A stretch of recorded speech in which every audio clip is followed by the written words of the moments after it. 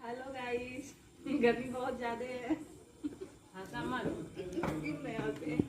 अब यहाँ सब्जी कैसे स्टार्ट करिए।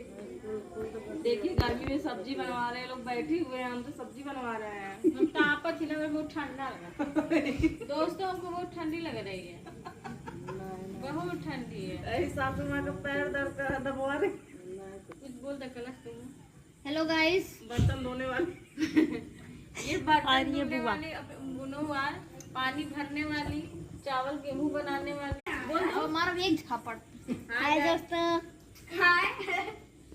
में डाल दा 2 मिनट और चला लियो।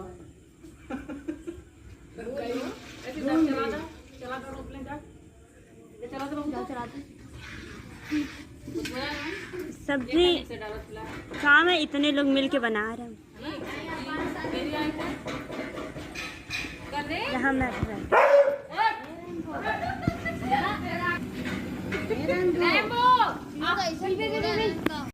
ये मेरा न्यू ब्लॉग।